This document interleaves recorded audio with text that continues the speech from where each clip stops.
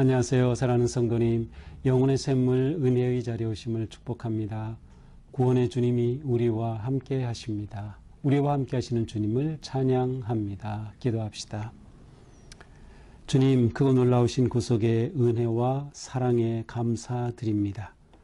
오늘 또 이 놀라운 은혜 안에서 말씀 앞에 초청하여 주시니 오늘도 우리가 주님의 말씀 의지하여 또 말씀 따라 진리와 생명의 길, 빛의 길을 걸어갈 수 있도록 인도하여 주시옵소서. 우리의 생각과 관심과 마음이 오직 주님께로 향할 수 있도록 인도하여 주시고 더욱 주님의 은혜 안에 바르게 설 수 있게 하여 주시옵소서. 예수님 이름으로 기도합니다. 아멘. 오늘 말씀은 사도행전 13장 32절에서 52절입니다. 우리도 조상들에게 주신 약속을 너희에게 전파하노니 곧 하나님이 예수를 일으키사 우리의 자녀들에게 이 약속을 이루게 하셨다 함이라. 시편 둘째 편에 기록한 바와 같이 너는 내 아들이라 오늘 너를 낳았다 하셨고 또 하나님께서 죽은 자 가운데서 그를 일으키사 다시 썩음을 당하지 않게 하실 것을 가르쳐 이르시되 내가 다윗의 거룩하고 미쁜 은사를 너희에게 주리라 하셨으며 또 다른 시편에 일렀으되 주의 거룩한 자로 썩음을 당하지 않게 하시리라 하셨느니라. 다윗은 당시 하나님의 뜻을 따라 섬기다가 잠들어 그 조상들과 함께 묻혀 썩음을 당하였으되 하나님께서 살리신 이는 썩음을 당하지 아니하였나니 그러므로 형제들아 너희가 알 것은 이 사람을 힘입어 죄 사함을 너희에게 전하는 이것이며 또 모세의 율법으로 너희가 의롭다 하심을 얻지 못하던 모든 일에도 이 사람을 힘입어 믿는 자마다 의롭다 하심을 얻는 이것이라. 그런즉 너희는 선지자들을 통하여 말씀하신 것이 너희에게 미칠까 삼가라. 일러스되 보라 멸시하는 사람들아 너희는 놀라고 멸망하라. 내가 너희 때를 당하여 한 일을 행할 것이니 사람이 너희에게 일러줄지라도 도무지 믿지 못할 일이라 하였느니라 하니라. 그들이 나갈새 사람들이 청하되 다음 안식일에도 이 말씀을 하라 하더라. 회당의 모임이 끝난 후에 유대인과 유대교에 입교한 경건한 사람들이 많이 바울과 바나바를 따르니 두 사도가 더불어 말하고 항상 하나님의 은혜 가운데 있으라 권하니라. 그 다음 안식일에는 온 시민이 거의 다 하나님의 말씀을 듣고자 하여 모이니 유대인들이 그 무리를 보고 시기가 가득하여 바울이 말한 것을 반박하고 비방하거늘 바울과 바나바가 담대히 말하여 이르되 하나님의 말씀을 마땅히 먼저 너희에게 전할 것이로되 너희가 그것을 버리고 영생을 얻기에 합당하지 않은 자로 자처하기로 우리가 이방인에게로 향하노라. 주께서 이같이 우리에게 명하시되 내가 너를 이방의 빛으로 삼아도로 땅 끝까지 구원하게 하리라 하셨느니라 하니 이방인들이 듣고 기뻐하여 하나님의 말씀을 찬송하며 영생을 주시기로 작정된 자는 다 믿더라. 주의 말씀이 그 지방에 두루 퍼지니라. 이에 유대인들이 경건한 귀부인들과 그 신의 유력한 자들을 선동하여 바울과 바나바를 박해하게 하여 그 지역에서 쫓아내니 두 사람이 그들을 향하여 발에 티끌을 떨어버리고 이고니온으로 가거늘 제자들은 기쁨과 성령이 충만하니라. 아멘. 자, 바울의 설교가 계속됩니다. 자, 어제 본문에서는 신실하신 하나님, 언약을 이루시는 하나님에 관한 그의 설교를 보았어요. 자, 오늘은 그 설교 가운데서 보다 구체적으로, 물론 어제의 말씀에도 예수 그리스도의 죽으심에 관한 그러한 말씀이 나오지만 이제 오늘 말씀에서는 바로 이 하나님의 신실하심이 곧 예수 그리스도를 통하여 나타났음을 증거하고 있습니다. 32절이죠. 우리 조상들에게 주신 약속을 너희에게 전파하노니. 자, 하나님께서는 조상들에게 주신 약속 곧 율법이죠. 말씀이에요. 그 말씀을 주셨어요. 그것을 전파하는데 무슨 내용입니까? 곧 하나님이 예수를 일으키사 우리의 자녀들에게 이 약속을 이루게 하셨다 합니다. 자, 하나님이 주신 그 놀라운 약속이 곧 예수 그리스도 안에서 성취되었다는 거예요. 예수를 일으키셨다는 것은 살리셨다는 것이죠. 자, 예수 그리스도의 부활을 바울은 언약의 중요한 성취로서 제시하고 있습니다. 자, 왜 그런가? 시편의 말씀을 인용합니다. 시편 2편에 기록된 바와 같이 너는 내 아들이라 오늘 너를 낳았다 하셨고, 자, 시편 2편에 나오는 말씀이에요. 2편 7절인데 너는 내 아들이라 오늘날 너를 낳았도다. 자, 이 말씀이 곧 예수님을 향한 것이라는 거예요. 왜? 낳았다는 것은 태어난 것이죠. 생명입니다. 살아있는 것이에요. 그런데 또 하나님께서는 죽은 자 가운데서 그를 일으키셨기 때문에 예수 그리스도는 죽은 자가 아니고 죽은 자 가운데서 일으키신 부활하신 자이기 때문에 하나님께서 말씀하신 내 아들이라 하신 자가 곧 예수 그리스도이시라는 거죠. 만약 예수님 부활하시지 않고 죽음으로 끝났다면 너는 내 아들이라 살아있는 아들이 아닌 거죠. 따라서 하나님께서 죽은 자 가운데서 일으켜 부활하신 예수 그리스도는 다윗을 통해 하나님이 약속하신 그 모든 것을 온전히 성취하신 언약의 선물임을 보여주고 있습니다. 34절에서는 다시 또 다윗의 이름을 언급하죠. 이것은 이사야서 55장에 있는 말씀의 인용이에요. 이와 같이 이르시되 내가 다윗의 거룩하고 미쁜 의사를 너희에게 주리라 하셨고 또 다른 시편에 주의 거룩한 자로 썩음을 당하지 않게 하시리라 하였느니라. 자, 전부 예수님을 향하는 말씀으로 해석하고 있어요. 그렇죠. 거룩한 자로 썩음을 당하지 않게 하시리라. 죽지 않게 그리스도께서 살아나신 겁니다. 따라서 예수님의 부활은 곧 하나님께서 말씀을 통해 약속하신 것을 온전히 성취하셨음을 보여주고 있습니다. 구약에 예언된 메시아, 그리고 구약의 예언을 믿는 유대인들에게 바로 이처럼 하나님의 언약의 말씀을 소개하고 이 언약의 말씀이 곧 예수 그리스도에게서 이루어졌음을 지금 설교하고 있는 것이죠. 하나님께서 살리신 이는 썩음을 당하지 아니하나니 그러므로 형제들아 너희가 알 것은 이 사람을 힘입어 죄사함을 너희에게 전하는 이것이며, 자, 하나님께서 살리신 이는 썩음을 당하지 아니하신다. 그러므로 다윗에게 주신 약속은 예수 그리스도 안에서 이루어졌으며 거룩한 자로 썩지 않음을 말씀하신 이것은 다윗이 아닌 예수 그리스도를 향한 것이에요. 다윗은 지금 죽었어요. 그는 무덤에 있을 뿐이죠. 다윗은 무덤만 남기고 있어요. 그러나 예수님은 부활하셔서 빈 무덤이에요. 따라서 예수님 하나님께서 말씀하신 썩음을 당하지 않으리라 라고 하신 이 약속의 말씀은 다윗이 아닌 곧 예수 그리스도에게서 이루어졌음을 지금 선포하고 있는 것이죠. 자, 예수 그리스도의 부활, 그리고 하나님이 약속하신 메시아가 곧 예수 그리스도이심이라고 하는 것은 곧 예수 그리스도를 믿음이 죄의 사함을 가능하게 하는 것이다 라는 것을 의미합니다. 자, 이것은 지금 유대인들에게 율법과의 관계에서 예수 그리스도의 복음을 전하기 위한 바울의 설교 내용입니다. 설교 접근 방법이에요. 자, 율법은 무엇입니까? 율법은 사람을 죄의 사함을 얻게 하지는 못해요. 여기서 39절에서는 이것을 가리켜 의롭다 하심이라고 했죠. 율법으로 너희가 의롭다 하심을 얻지 못하던 모든 일에. 자, 율법이 사람을 의롭게 하지는 못해요. 그럼 율법의 기능은 무엇입니까? 사람으로 하여금 죄를 깨닫게 해요.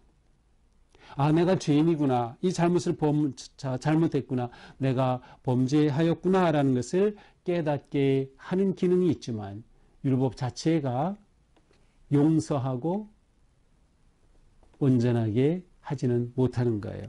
그러면 무엇으로 온전해질 수 있을까? 바로 바울은 예수 그리스도가 사람이 의롭게 되기에 충분하시다라는 것을 지금 말씀하고 있는 겁니다. 율법으로는 불충분하다. 율법은 우리의 죄가 무엇인가를 깨닫게 하지만 그것이 우리를 의롭게 하지는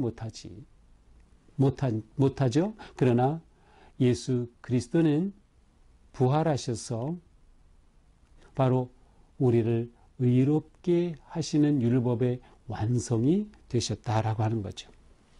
자, 바울은 지금 유대인에게 설교를 했어요. 물론 거기에는 유대교로 개종한 이방인들도 있었어요. 따라서 바울의 설교에는 유대인들을 염두에 둔 율법과 언약의 성취라고 하는 관점에서 예수 그리스도의 복음을 지금 그들에게 소개하고 있음을 볼 수 있습니다. 자, 이렇게 하여 결국 바울이 선포하는 설교의 핵심은 무엇입니까? 율법으로는 할 수 없는, 그러나 오직 예수 그리스도만이 할 수 있는 죄의 사함과 의롭게 하심의 은혜가 여기에 있다는 것이에요. 예수 그리스도 그분에게서 주어졌다는 것이죠. 어떻게? 그를 믿으면 되는 것입니다. 이 사람을 힘입어 죄사함을 얻는다. 이 사람 예수 그리스도, 부활하신 예수 그리스도를 힘입어서 우리는 죄사함을 얻고 이 사람을 힘입어 믿는 자마다 의롭다 하심을 얻느니라. 결국 바울의 메시지 핵심은 우리에게 주신 언약의 말씀, 이와 같이 메시아의 오심을 예언하셨고 다윗과 관련하여 이렇게 내가 영원히 죽지 않는 썩음을 당하지 아니하는 자, 죽은 자 가운데서 일으키실 자를 약속하신 하나님께서 예수 그리스도 안에서 이 언약을 성취하심으로 예수님이 진정한 구세주가 메시아가 되신다. 따라서 그를 믿음으로 의롭다 하심을 얻을 수 있다라는 것을 선포한 것이죠. 그런즉 너희는 선지자를 통하여 말씀하신 것이 너희에게 미칠까 삼가라. 그러므로 오늘 이 시간 너희에게 이 놀라운 그리스도의 복음을 선포했으니 바울의 설교는 듣는 자에게 둘 중에 하나를 선택하게 합니다. 예수 그리스도를 믿어 의롭다 하심을 얻을 것인가? 그리하여 영생을 얻을 것인가? 아니면 거절하여 멸망에 이를 것인가? 입니다. 이것은 항상 설교가 던지는 가장 중요한 결단의 요청입니다. 이것에 대해 바울은 너희가 만약 나의 이 복음을 믿지 않는다면 어떻게 된다? 지금 40절 41절에서 말한 이것이 너희에게 미치게 될 것이다. 자, 41절은 하박국 1장 5절의 말씀이에요. 원래 이 말씀은 침략한 갈대아인들에 대한 경고의 말씀이지만 바울을 통하여 선포된 예수 그리스도를 영접하지 않는 자에게 임할 경고로 바울은 지금 선포하고 있습니다. 보라 멸시하는 사람들아 너희는 놀라고 멸망하라. 멸망에 관해 선포하는 거죠. 왜? 너희가 율법은 가지고 있지만 율법이 의롭다 하심을 의롭게는 할 수 없기 때문에 예수 그리스도를 믿음으로 너희가 의롭다 하심을 얻을 것이다. 그러나 예수를 거절하면 하박국에 예언된 이 경고의 말씀이 너희에게 임할 것이다 라는 거죠. 자, 이렇게 설교를 마치고 바울과 바나바가 회당을 나갑니다. 자, 이렇게 회당을 나가니까 이제 사람들이 나와서 어떻게 합니까? 42절 청하되 다음 안식일에도 이 말씀을 하라. 다음 안식일에도 와서 이 말씀 또 해주십시오라고 요청을 하는 겁니다. 그래서 43절에 보니까 회당의 모험이 끝난 후에 유대인 유대교에 입교한 경건한 사람들, 이방인들이죠. 많이 바울과 바나바를 따르니 많은 사람들이 바울과 바나바를 따르는 겁니다. 두 사도가 그들과 더불어 말하고 항상 하나님의 은혜 가운데 있으라 권하니라. 첫 번 설교에 놀라운 긍정적인 반응이 나타났습니다. 따르는 자들이 생겼어요. 제자입니다. 믿는 자들이 생겼어요. 그리고 또 이 복음을 또 전해달라고 요청까지 하는 것입니다. 다음 안식일에, 이 다음 안식이라는 것은 안식일 사이에로도 번역이 가능하기 때문에 어떤 사람들은 이제 주중에 우리에게도 또 말씀해 주십시오 라고는 요청으로도 해석할 수 있다고 봅니다. 자, 그렇다면 43절의 내용, 바울과 바나바를 따르는 두 사도가 더불어 말하고 아마도 그 주중에 다시금 바울과 바나바의 말씀을 또 들은 것 같습니다. 2세기, 3세기 경에는 유대인들이 회당에 모였을 때 원래 안식일에 모이지만 월요일에도 모이고 목요일에도 일주일에 2번 더 모여서 율법을 읽고 논하였다고 합니다. 그런데 예수님 당시에 그랬는지는 정확히 알 수 없어요. 아마 그랬을 가능성이 크죠. 그렇다면 주중에 또 모였을 가능성도 있습니다. 그러나 그 다음 44절 보면 정식으로 다시금 바울이 나타난 것은 그 다음 안식일이었어요. 자, 그 다음 안식일에 그들이 요청했으니까 다시 또 바울이 왔습니다. 그래서 이번에는 많은 사람들이 모였어요. 이 편상으로는 온 시민이 다 모였다고 되어 있는데 많은 사람들이 그 동안에 가서 막 얘기한 거죠. 바울이란 자, 바나바란 사람이 와서 회당에서 이렇게 놀라운 말씀을 전했다. 와보라. 그래서 많은 사람이 모였어요. 이것을 보고 유대인, 아마도 회당의 지도자들이겠죠. 유대인들이 그 무리를 보고 시기가 가득해졌어요. 질투가 생겼어요. 그래서 바울이 말한 것을 반박하고 비방하기 시작했어요. 그들이 복음을 전하지만 반대하는 자들도 있다는 거예요. 심지어는 쫓겨나기도 하죠. 오늘 본문에서도 그래요. 바울과 바나바가 담대히 말하죠. 하나님의 말씀을 마땅히 너에게 먼저 전할 것이라되. 자, 비방하고 반대하니까 하나님의 말씀을 먼저 너에게, 유대인에게 먼저. 이것은 유대인들이 가지고 있는 놀라운 특권이에요. 복음이 먼저 유대인에게 선포되어야 하죠. 그러나 너희가 거절하기에 나는 너희가 영생을 받기에 합당한 자로 여기지 않고 우리는 이방인에게로 향하노라. 우리가 유대인에게 복음을 선포했지만 너희들이 이렇게 박해하고 쫓아내니 우리는 이제 이방인에게로 갈 것이다. 원래 바울은 이방인을 위한 사도로 부름을 받았죠. 그러나 바울은 사실 동적인 유대인을 향한 마음이 너무나도 뜨거웠던 사람이에요. 그러면서 바울은 말하죠. 자, 47절이죠. 여기에서는 이사야서 49장 6절을 인용해서 말합니다. 내가 너를 이방의 빛으로 삼아 너로 땅끝까지 구원하게 하리라 하셨느니라. 바울은 하나님께서는 나를 이방의 사도로, 이방인의 사도로 부르셨다라고 말하는 거죠. 소명을 확실하게 가지고 있었어요. 사명이 분명했어요. 그러니 나는 이제 이방인으로 가겠다. 그러나 실제로 이제 이곳 안디옥에서 다음이 이고니온으로 가게 되는데 이고니온으로 갔을 때도 역시 회당으로 갑니다. 그리고 유대인에게 복음을 전해요. 이후에 에베소로 갔을 때 마찬가지예요. 그래서 바울이 이렇게 말은 했지만 실제로 바울의 사역에서 유대인을 향한 그의 복음 선포는 멈추지 않습니다. 그러니까 동족을 향한 바울의 애타는 마음이 녹아 있는 거예요. 그러니까 그들을 향해 이렇게 선포는 했지만 그렇다고 정말 바울이 유대인을 다 외면하고 이방인에게만 복음을 전한 것은 아니었던 것을 알 수 있어요. 자, 바울이 이렇게 말하자 이방인들이 듣고 너무나도 기뻐합니다. 그리고 하나님의 말씀을 찬송하고 영생을 주시기로 작정되는 자는 다 믿었어요. 또 많은 사람이 믿는 역사가 일어났습니다. 영생을 주시기로 작정된 자, 한때는 이 말씀이 예정론의 근거로 사용되어 있지만 예정론은 이건 옳지 않은 것이에요. 하나님이 구원할 자를 미리 정하셨다? 아닙니다. 누구나 다 하나님은 구원하기를 원하셔요. 누구나 다 구원받기를 원하셔요. 그러면 이러한 표현은 무엇인가? 영생을 주시기로 작정된 자, 바로 이것은 다 믿은 자들을 보니 하나님께서 정말 구하시기로 원하셨던 사람들이구나, 이러한 의미인 것이죠. 자, 이렇게 주의 말씀이 그 지방에 두루 퍼지게 되었습니다. 그러나 반대하는 유대인 지도자들은 바울과 바나바를 향해 더 박해를 가중합니다. 그래서 경건한 귀부인들을 그리고 신의 유력한 자들을 선동해서 바울과 바나바를 박해하고 쫓아냅니다. 그래서 바울과 바나바는 거기서 추방되죠. 쫓겨나서 어디로 갑니까? 이제 이온으로 갑니다. 자, 이렇게 안디옥을 떠날 때 그들은 발에 티끌을 떨어버리죠. 무슨 의미입니까? 이 책임이 우리에게는 없다. 복음을 선포했으나 받아들이지 않고 멸망하는 것은 너희 책임이다. 그리고 그것을 떠나게 되죠.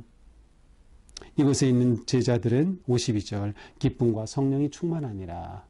이렇게 복음을 받고 예수님을 믿게 되고 죄사함을 얻고 의롭다 하심을 얻고 그들은 하나님의 말씀을 찬송하면서 기쁨과 성령이 충만한 예수님의 제자들, 그리스도인들이 되어 갔던 것이죠. 자, 이것이 오늘 말씀의 내용입니다. 자, 오늘 말씀을 보면서 우리는 복음으로 사는 삶을 잘 볼 수 있습니다. 무엇이 복음으로 사는 삶입니까? 가장 중요한 건 복음을 증언하는 삶이죠. 복음을 전하는 삶이에요. 복음의 증인이 되는 삶이 복음으로 사는 삶이죠. 그러니까 우리에게 있어서 복음을 전한다, 전도, 이것은 누구에게나 주어진 너무나도 중요한 사명입니다. 내가 복음으로 구원을 얻었고 복음으로 생명을 얻었다면 이 소식을 전할 수밖에 없어요. 그것이 우리를 구원하신 주님의 뜻이고 소원이기 때문이죠. 따라서 우리는 복음을 증언하며 하나님을 의지합니다. 하나님을 바라봅니다. 모든 언약이 예수 그리스도를 통해 성취되었고 예수 그리스도 안에서 진정한 죄의 사함과 구원이 있음을 우리는 확신하기에 그 놀라운 구원의 소식을 전하는 것이죠. 자, 이렇게 전할 때 다 받아들이는 것은 아니에요. 긍정적으로 또 호의적으로 받아들이는 사람도 있겠지만 때로는 거절하고 때로는 비방하고 우리를 욕하는 사람이 있을 수도 있어요. 그러나 두려워하지 말자. 우리가 복음을 전하는 것은 믿는 자가 구원을 얻는 놀라운 열매를 확신하기 때문이에요. 받아들이지 않는 자는 그들의 책임일 뿐이에요. 우리는 기회가 되든 때를 얻든 얻지 못하든 언제나 복음을 전하는 삶에 힘써야 할 것입니다. 복음의 핵심은 예수 그리스도의 죽으심과 부활, 그리고 예수 그리스도로 인하여 의롭다 하심을 얻어 영원한 생명을 얻는다라고 하는 바로 이것이겠죠. 또한 우리는 복음 안에 머물러야 합니다. 바울은 항상 하나님의 은혜 가운데 거하기도록 그들을 권면했죠. 하나님의 은혜, 여기서 하나님의 은혜는 복음입니다. 복음 안에 거하기를 권면하였어. 우리의 삶은 언제나 복음 안에 머무는 삶입니다. 복음 안에 머문다는 것은 하나님의 은혜 안에 있기에 세상의 것을 추구하지 않는 것이에요. 악의 것을 따르지 않는 것이에요. 오직 하나님의 거룩하시고 아름답고 선한 뜻 안에 머물면서 그 은혜를 만족하게 여기는 삶을 사는 거죠. 주 은혜가 넉넉합니다. 이것이 우리의 진정한 고백이 되는 삶입니다. 또한 이러한 삶을 살아갈 때 우리에게는 기쁨과 은혜가 충만한 삶이 되죠. 안디옥에서 이렇게 복음이 선포되었을 때 제자들이 기쁨과 성령이 충만하다 그랬어요. 그렇습니다. 기쁨과 성령이 충만한 삶. 이게 궁극적으로 복음의 은혜를 누리며 사는 성도의 참 모습입니다. 그러니까 우리 안에서는 끊임없이 기쁨이 솟아넘치는 거예요. 성령이 늘 충만한 것이에요. 자, 사도행전은 성령행전이라고 그랬어요. 이 모든 역사가 성령님의 이끄심과 성령님의 역사심으로 이루어지는 것임을 우리는 보는 거죠. 우리의 삶 역시 성령 충만함 가운데 기쁨과 은혜가 넘치는 그러한 삶이 되는 거죠.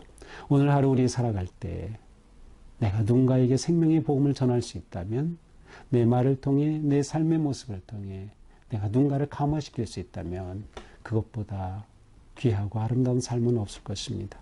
오늘 하루도 우리는 복음의 삶에 승리하는 그런 복된 삶이 되기를 주님의 이름으로 축복합니다. 기도합시다. 주님 감사합니다. 오늘 말씀을 통해 우리가 복음 안에 머무는 삶, 복음의 생명의 삶 증거하는 것이 얼마나 귀하고 아름다운 것인지를 다시금 보았습니다. 바울과 바나바가 복음을 전하였을 때 그 성에 기쁨이 넘치고 많은 사람이 믿고 그리스도께로 돌아오는 열매가 있었습니다. 우리의 삶 또한 복음을 증거하며 생명의 복음을 전하며 이 놀라운 은혜 안에 거하는 삶이 되게 하여 주시옵소서. 예수님 이름으로 기도합니다. 아멘. 네, 오늘도 우리의 삶이 복음으로 승리하는 거룩하고 아름다운 삶 되기를 축복합니다. 사랑합니다.